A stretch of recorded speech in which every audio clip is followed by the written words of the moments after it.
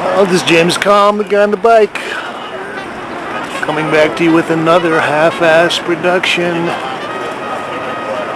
And we're very excited today because we're here at the Edlin Gallery. We're going to take a look at Zap Masters of Psychedelic Art 1965 to 74. Featuring work by Robert Crumb, Rick Griffin, Victor Moscoso, Spain Rodriguez, Gilbert Shelton, Robert Williams, and S. Clay Wilson. Oh, this is a Schnoid by R. Crumb, plywood cutout from 1973.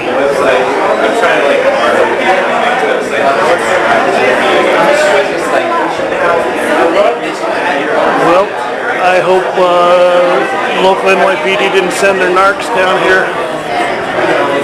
I've been a big fan of Zap Comix and Underground Comix for years. We've got a series by Robert Williams here to start off. And a lot of these pieces are almost obsessively detailed. I guess if we had some time, we could go down and read each one of these panels. This is a story. And Robert Williams was featured in the last Whitney Biennial and had a show at Tony Shafrazi about a year ago. And I think the title of this particular story is Masterpiece on the Shithouse Wall.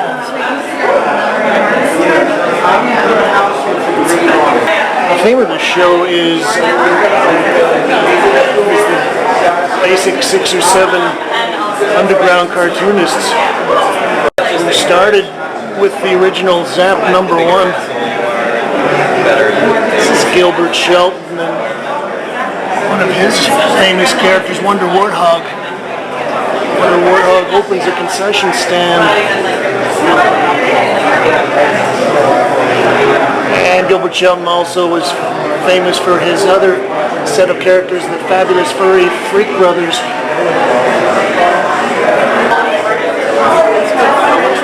Even puppy dogs like this style. There's a Victor Moscoso, I recognize that.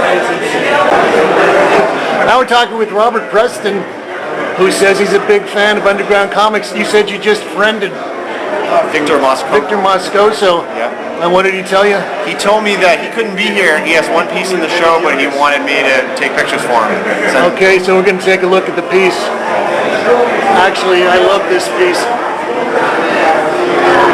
You said you were a fan. Did you used to read Zap comic books when you were a little kid? That's what got me into art. And what else? I wasn't that little. What else did it get you into? Trouble. Trouble. Yeah. I actually liked Victor Moscoso, but I first became acquainted with his work when he was doing the posters for the Family Dog. Remember those guys? Not really that familiar. I was more familiar with Crumb and S. Clay Wilson and people like Jay Green. Was that one of them? Okay. Well, tell Victor we got his picture. Okay. Thank you. Thank you. I've been waiting for this show for about 3 weeks, ever since I came in and talked to Andrew during the Thornton Dial show. Oh boy, we got some major pieces in here. Well, this is the kind of art that probably transcends a lot of generations.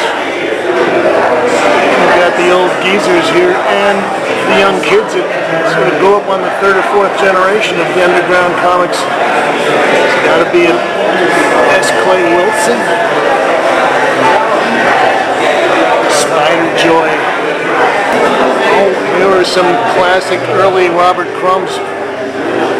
Grand opening of the Great Intercontinental Fucking and Orgy Riot. Okay. So, people will act like transgressive art is a new thing, but these guys doing Underground Comix were pushing the envelope a long time ago. And they've been imitated ever since, and it's not as nowhere near as good as the original. I don't think anybody can be quite as good as these guys, especially back in the late 60s. Great stuff. Yeah, it's just kids nowadays, I mean, they think they can, transgress more than them. Nah, they're just tired out, waiting for the next generation of the real artists. Thank you.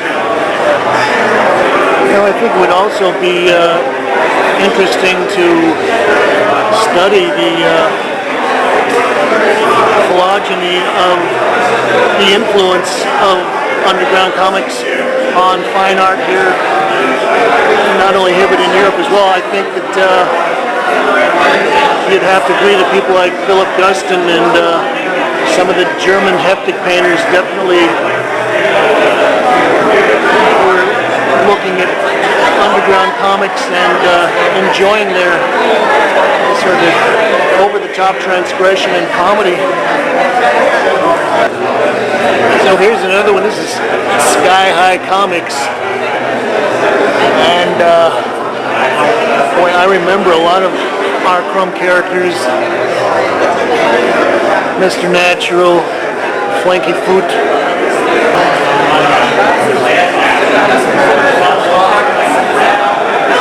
Clay Wilson, Art and Artist, December 1969. This is nice. It's like watercolor and ink. I guess Clay Wilson has had some health problems recently. I know that he was in a show Zap about a year and a half ago, and they were talking about him having a kind of a stroke or something. Psychopathic Southside blade freaks confront Razor Annie and her cocaine chorus of cutters.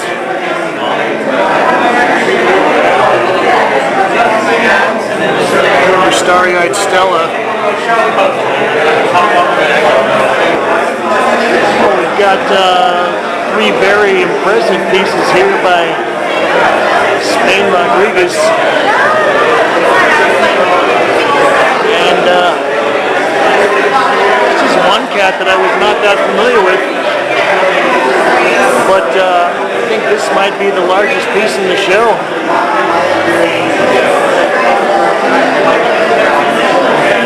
It's got some collage in there. We look at a lot of this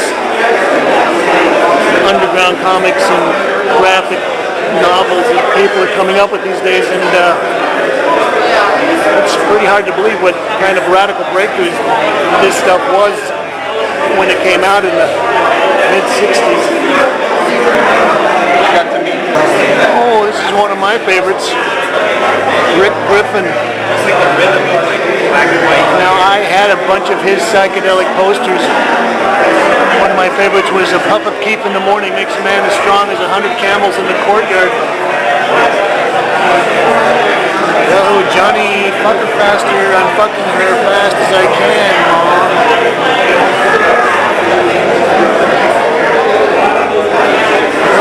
I think that's Days over there, one of the